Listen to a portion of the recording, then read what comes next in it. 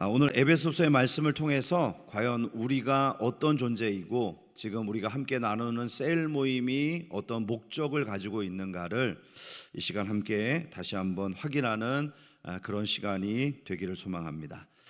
자, 먼저 오늘 우리가 읽었던 본문의 이 19절을 보면요, 그러므로 라고 하는 접속사로 이 본문이 시작되고 있는 것을 보게 됩니다. 그러므로, 앞에 있는 어떤 이유로 인하여 그러므로 라는 것이죠. 따라서 이 짧은 접속사는 바로 2장 전체에 있는 내용을 응축하고 있습니다. 그 앞에 내용이 뭔가요? 허물과 죄로 죽었던 우리를 살리셨어요. 그리고 멀리 있던 우리를 그리스도의 피로 가깝게 만드셨다는 것입니다. 죽었던 우리의 영혼을 살리고 멀리 떨어져 있던 우리들을 가깝게 하셔서 내리시는 하나님의 결론, 그 모든 결과물이 뭡니까? 오늘 본문에 나와 있는 가족됨이라는 것이죠. 자, 그래서 오늘 우리가 이 말씀을 통해서 과연 우리가 하나님 안에서 한 가족이 되었다는 의미가 뭐고, 이 가족됨을 이루기 위해서 어떤 자세를 가지고 우리 셀 모임에 함께 해야 될 것인가를 생각해 보려고 합니다. 먼저 19절 말씀을 한번 읽어주시기 바랍니다. 시작. 그러므로 이제부터 너희는 외인도 아니요 나그네도 아니요 오직 성도들과 동일한 시민이요 하나님의 권석이라. 자, 오늘 성경은 우리가 예수님을 믿기 이전에 우리가 가지고 있는 신분의 특징을 두 가지로 짧게 설명합니다. 외인이었고 나그네였다. 자, 외인이 어떤 존재인가요? 이방인이잖아요. 외부에 있는 사람, 쉽게 말하면 우리나라 국민이 아닌 외국인을 의미하는 것입니다. 두 번째로 나그네라는 것은 잠시 머물다가 떠나는 거류민을 의미하고 있죠. 자, 이 두 부류의 특징은요, 권리도 없고 보호받을 울타리도 없고 언제든지 쫓겨날 수 있는 불안한 존재라는 거예요. 자, 그러나 복음을 선언합니다. 너희는 오직 성도들과 동일한 시민이요 하나님의 권속이라. 특별히 여기서 이 권속이라고 하는 단어는요, 집이라고 하는 말을 뜻하는 오이코스에서 나온 말입니다. 쉽게 말하면 한 지붕 아래에서 밥같이 먹는 식구예요. 밥 먹는 사람들의 식구잖아요. 그런 것처럼 밥을 함께 먹고 삶을 공유하고 있는 가족을 의미할 때 권속이라고 합니다.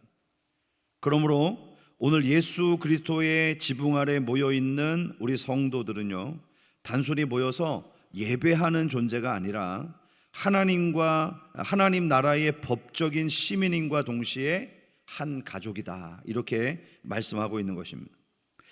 자, 이 변화는 바로 예수 그리스도의 십자가로 인해서 우리에게 주어진 은혜의 결과물입니다. 다시 말해서 우리의 노력과 또 어떤 조건의 산물이 아니라는 거예요. 여러분들이 부모님을 선택하지 않으셨죠? 형제들을 선택하지 않았죠? 태어나 보니까 그들이 있었고, 기다리다 보니까 엄마 뱃속에서 또 동생이 태어났고, 뭐 노력한 것도 아니고 어떤 조건을 가진 것도 아닌데 부모님 뱃속에서 태어났다는 이유로 누군가는 부모가 되고 누군가는 자식이 되고 또 한 형제가 되었단 말이에요. 그런 것처럼 오늘 우리 안에서의 가족됨은 차별이 없느니라. 무슨 조건을 가지고 능력을 가지고 된 것이 아니라 오직 예수 그리스도의 놀라우신 은혜로 이루어진 가족이다. 이것이 우리의 가족됨의 전제로 깔아야 될 중요한 관점입니다.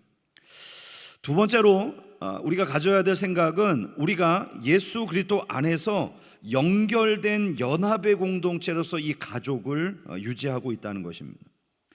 그러면 우리는 더 이상 영적인 고아가 아닌 것이죠. 우주 만물의 주인이시며 통치자이신 하나님께서 우리 아버지세요. 그리고 옆에 있는 우리 성도들이 형제요 자매라고 불리우는 가족이라는 것이죠. 그런데 이 말씀을 들으면 이런 의문이 생깁니다. 아니, 나는 아직 가족 된 것 같지 않은데. 옆에 분 한번 보세요. 가족 같아요? 안 같죠? 가족 아닌 것 같은데. 뭐 이런 의문이 생깁니다.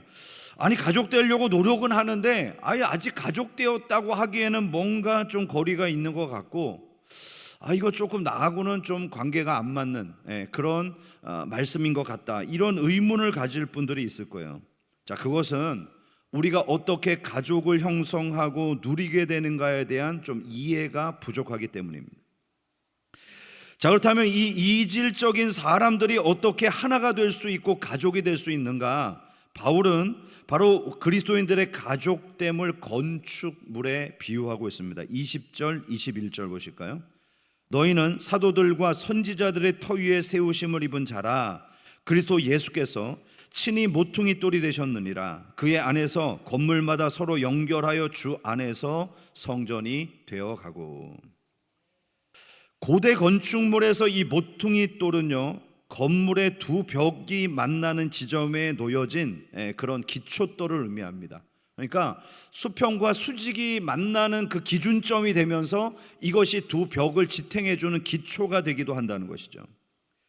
이 돌이 기준이 되어야만 비로소 건물 전체가 삐뚤어지지 않고 올바로 연결될 수 있는 것입니다.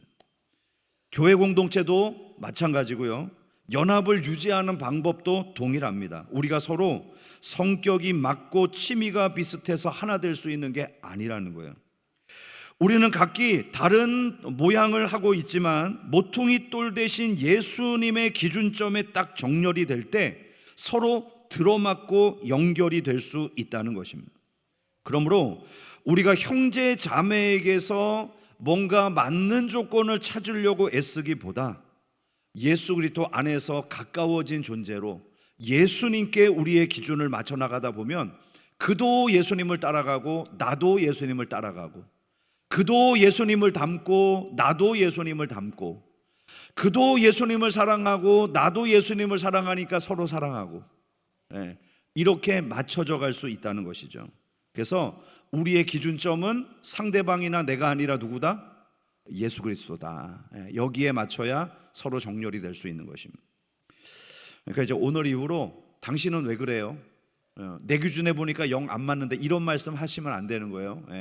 예수님이 그를 옆에 벽으로 붙들고 계시고 나 또한 그 모서리를 담당하는 벽으로 붙들고 계시니까 우리는 세워질 수 있는 것입니다. 마지막 세 번째는요, 거하실 처소로 우리가 하나님 앞에 존재하는데, 이것은 왜 하나님께서 우리를 교회로 불러주셨는가를 설명할 수 있는 이유가 됩니다. 자, 예수님은 서로 다른 우리를 한 교회에 모아놓고 가족이 되라고 말씀하십니다. 이것만큼 힘든 것도 없어요. 아니, 우리가 뭐가 같아가지고 이 자리에 모여 있는 거죠? 뭐가 도대체 같습니까? 같은 게 없잖아요, 별로. 그런데 자꾸 하나님은 매주일마다 모여갖고 가족 되라 그러니까 이게 참 힘든 거죠. 내 육신의 가족하고도 하나가 안 되는데 아무 피도 섞이지 않은 우리가 한 가족 되는 것이 쉽지 않은 거예요. 자, 그러나 오늘 하나님께서는 이 가족됨을 통해서 하나님의 뜻을 이루기를 원하십니다. 우리가 이렇게 가족이 되고 연결되어야 되는 중요한 목적은 혼자 사는 것보다 둘이 있는 것이 더 나으니까, 뭐 아니면 단순히 외로우니까 조금 외로움이나 달래면서 살아라, 이런 정도의 의미의 가족됨이 아니라는 것이에요. 22절 말씀 보실까요? 너희도 성령 안에서 하나님이 거하실 처소가 되기 위하여 그리스도 예수 안에서 함께 지어져 가느니라. 예수님은 교회로 모인 우리들에게 주시고자 하는 것이 분명히 있다고 말씀합니다. 가장 중요한 목적은 우리 자신이 하나님이 거하실 성전으로 지어져 가는 거예요. 자, 구약 시대에는 눈에 보이는 화려한 성전에 하나님의 임재하심이 임했습니다. 자, 이제는 예수 그리스도의 피로 씻음을 받은 형제들의 연합 속에 예수 그리스도께서 거하신다는 거예요. 여기서 중요한 표현은 함께 지어져 간다라고 하는 표현입니다. 자, 함께 지어졌다가 아니라 지어져 가는 거예요. 완료형이 아니라 현재 진행형이란 말이죠.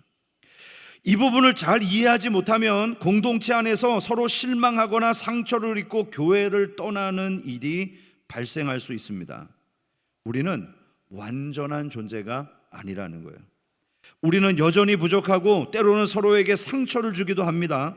그러나 성령께서는 우리를 포기하지 않으시고 우리 사이에 모난 부분을 깎아내시고 하나님의 영광이 머물 수 있는 거룩한 처소로 지금도 만들어 가실 거고 앞으로도 만들어 가실 거며 반드시 완성된 처소로 우리를 완성시켜 주실 줄로 믿습니다.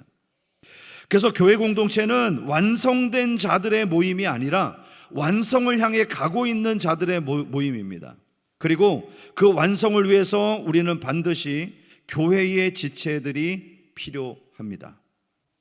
함께 공동체를 이루면서 예배하고 교제하고 봉사하고 양육을 받는 과정에서 이 서로의 모난 부분들이 깎여져 나가면서 하나님이 거하실 성전으로 지어져 가는 것이죠. 교회 안에서 이 기능을 가장 잘 수행할 수 있는 공동체가 어디일까요? 바로 셀 모임입니다. 셀 모임. 서로의 가족됨을 함께 누리면서 교제하고 격려하고 서로를 세워줄 수 있는 가장 소중한 예수 그리스도의 피로 맺어진 가족됨을 확인할 수 있는 공동체가 셀 모임이라는 것이죠. 우리는 모퉁이 돌 대신 예수 그리스도 안에서 서로 연결되어 있는 가족이며 함께 지어져 가고 있는 성전입니다. 오늘 이 자리에 있는 우리 모두가 이 셀 모임 안에서 그런 가족됨을 함께 확인하고 누리며 격려할 수 있는 소중한 시간이 될 수 있기를 주님의 이름으로 축복합니다.